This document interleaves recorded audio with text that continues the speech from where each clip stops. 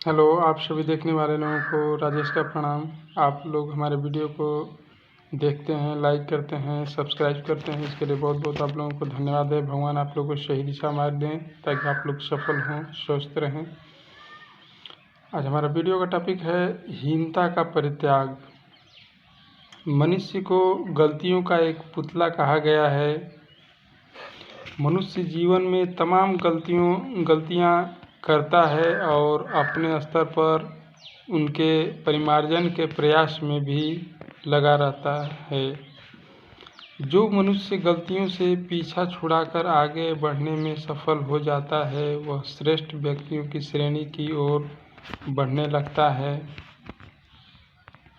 मनुष्य कई गलतियां दूसरों के साथ तुलना और उससे उपजी ईर्ष्या के कारण भी करता है। यह ईर्ष्या हीनता की ग्रंथि को जन्म देती है, या कहें कि ईर्ष्या और हीनता की ग्रंथि एक दूसरे की पूरक होकर इन नकारात्मक भावों को पोषण प्रदान करती हैं। यूँ तो हीन भावना एक व्यक्तिगत भाव है, किंतु इसका बीजारोपण कई सांसारिक मानक भी कहते हैं। हीनता की भावना सुखमय नहीं है। रविंद्रनाथ टैगोर ने कहा है, हीनता को हीनता कहकर तदनुरूप अनुभव करना ही अच्छा है, किंतु बुद्धि बल से निर्जीवता को साधुता और असमर्थता को सर्वश्रेष्ठ कहकर प्रमाणित करने से सद्गति के मार्ग को चारों ओर से बंद ही कर देना होता है। हीनता की भावना जीवन में असफलता का कारण बनती है, इसलिए अपने मन में, अपने हृदय में कभी भी हीन भावना नहीं रखनी चाहिए।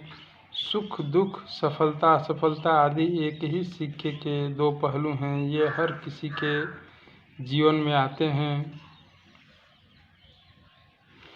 इसीलिए मनुष्य को इन सब विकट परिस्थितियों से निकलने के लिए प्रयासरत रहना चाहिए। संघर्ष की इस यात्रा में हीन भावना अवरोध बनती है। हीन भावना रखने से दुख की ही क्षति होती है। इससे मनुष्य के भीतर मनुष्यता का भाव निरंतर रूप से गौण होने लगता है। मैथिली शरण गुप्त की इस पंक्ति को सदैव स्मरण रखिए कि हीनता हिंसा से भी हीन होती है। हीन भावना के वशीभूत होकर मनुष्य अपनी क्षमताओं और संभावनाओं को ही साकार रूप देने में अक्षम हो जाता है। इसलिए अपने जीवन में सकारात्मक भावनाओं को इतनी मजबूती से आत्मसात करना चाहिए कि नकारात्मक भावनाओं का कोई प्रभाव ही न पड़े। इसको लिखे हैं निपेंद्र अभिषेक मृत। आप लोगों को बहुत बहुत धन्यवाद है। जय श्री कृष्ण।